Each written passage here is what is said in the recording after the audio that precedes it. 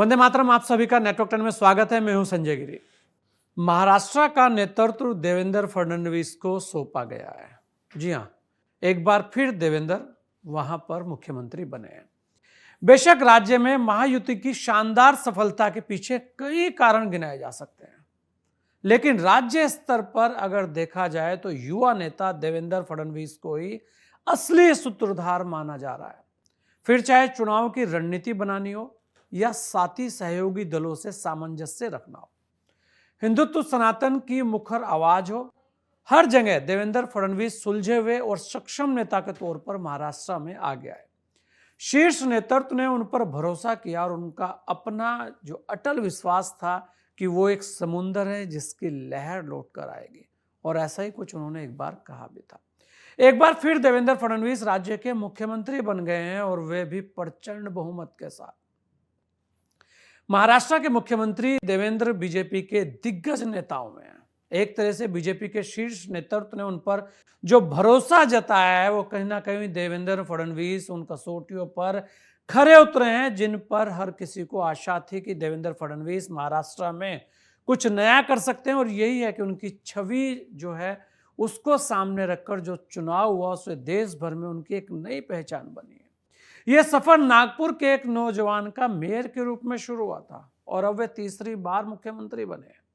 यह उनका अपना करिश्मा है कि सियासी पंडित आकलन करते रहे कि अगर वे किसी वजह से सीएम नहीं बन पाए तो पार्टी के अध्यक्ष बनेंगे। जी हां, राष्ट्रीय अध्यक्ष के लिए भी उनके नाम की बात हो रही थी, लेकिन उनका करिश्मा बोल रहा है। बीजेपी को विस्तार देने में जिन ताकतवर क्षत्रपों का नाम लिया जाता है, उसमें सबसे कद्दावर नेताओं में से आज एक वो भी है। महाराष्ट्र में वो भी आज अपना एक अलग मुकाम रखते हैं। बीजेपी उनमें भविष्य की संभावनाएं भी देख रही है। देवेंद्र फडणवीस को राजनीति विरासत में मिली है, लेकिन अपने कौशल, प्रतिभा और लगन से उन्होंने अपनी एक अलग पहचान महाराष्ट्र में बनाई है। देवेंद्र फडणवीस का परिवार राष्ट्रीय स्वयंसेवक संघ से प्रभावित रहा है, जुड़ा रहा है।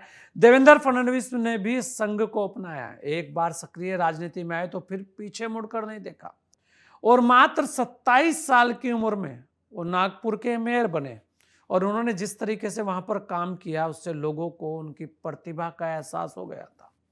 पार्टी के मुद्दों और उपलब्धियों को, नीतिगत विचारों को बहुत सक्षम ढंग से जनता के सामने रखा।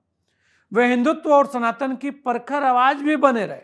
अपने विरोधियों के सामने एक प्रभावी, सक्षम नेता के तौर पर उभर कर आए। यह कहा जाने लगा कि महाराष्ट्र की सियासत के दिग्गज शरद पवार की बिसात का कोई जवाब देने में पूरी तरह सक्षम है तो वह नेता देवेंद्र फडणवीस ही है।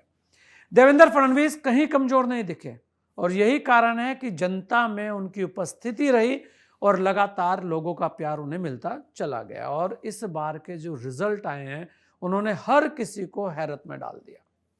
और देवेंद्र फडणवीस की 2 लाइनें जो हर कोई इस वक्त याद भी कर रहा है। जी हां, उन्होंने कहा था, मैं समुंदर हूं, लौट कर आऊंगा, मेरे किनारे पर घर मत बसा देना। ये बात कही थी 2019 में सत्ता को छोड़ते समय। उनकी यही पंक्तियां आज उनका करिश्मा और सियासी महत्व का परिचय दे रही है। आखिर क्यों देवेंद्र फडणवीस को ही नेता चुना गया, यह भी सवाल बहुत सारे लोगों के मन में चल रहा है। अगर देखा जाए तो देवेंद्र फडणवीस राज्य के कद्दावर नेता हैं। राज्य विधानसभा का चुनाव भी उनके ही नेतृत्व में लड़ा गया था। देवेंद्र फडणवीस पर शीर्ष नेतृत्व का भरोसा लगातार बना हुआ रहा है। राज्य को लेकर उनकी रणनीतियां काफी हद तक कामयाब रही हैं, और आरएसएस की पहली पसंद देवेंद्र फडणवीस ही रहे हैं, ऐसा लोग कहते हैं। संघ के चुनाव में अपनी बड़ी भूमिका रही है, और इस बार आरएसएस ने जमीनी स्तर पर जो काम किया है उसकी भी चर्चा महाराष्ट्र में हर तरफ हो रही है। देवेंद्र फडणवीस ने पार्टी में अनुशासित सिपाही की तरह काम किया है। शीर्ष नेतृत्व के कहने पर वो शिंदे सरकार में डिप्टी सीएम बनने को भी तैयार हुए।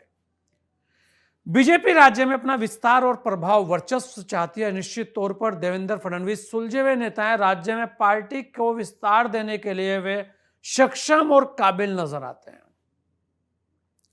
देवेंद्र फडणवीस ने एकनाथ शिंदे और अजित पवार के साथ बेहतर तालमेल लगातार बनाकर रखा, जिस कारण इस बार बम्पर वोटों से उनके प्रत्याशी जीतकर आए। और इस बार तो जनता ने जो विश्वास दिया है वो वास्तव में देखने लायक है। हर कोई वहां पर चौंक गया है। मतलब महाराष्ट्र के अंदर हर कोई हैरान है, परेशान है कि ये करिश्मा हुआ कैसे। देवेंद्र फडणवीस ने अपने पहले कार्यकाल में बेहतर शासन चलाया था, उसे बीजेपी की उपलब्धि माना जाता है। माना जा रहा है कि वे राज्य को बेहतर नेतृत्व देंगे और बेहतर ढंग से तालमेल के साथ राज्य को चलाएंगे। देवेंद्र फडणवीस हिंदुत्व और सनातन की मुखर आवाज भी है। वे अपनी बातों को प्रखरता से रखते हैं। इस बार भारतीय जनता पार्टी सत्ता अपने पास ही रखना चाहती थी। खासकर 132 सीटें हासिल करने के बाद बीजेपी के लिए लक्ष्य आसान हुआ, लेकिन बीजेपी को संगठित समन्वित रूप से रखने के लिए देवेंद्र फडणवीस एक बेहतर नेता के तौर पर माने जाते रहे हैं। जातीय समीकरणों को भी इस तरह देखा जा रहा है कि बीजेपी ने ओबीसी और मराठा के बीच के संघर्ष से बचने के लिए देवेंद्र फडणवीस को ही आगे करना ठीक समझा। देवेंद्र फडणवीस युवा है और देश भर में उनकी अपनी एक पहचान भी है, यहां तक कि अध्यक्ष पद के लिए भी उनका नाम चला। इस नाते बीजेपी ने देश को भी एक संदेश दिया है। ऐसा नहीं है कि देवेंद्र फडणवीस के सामने चुनौतियां नहीं है, इस बार चुनौतियां ज्यादा है।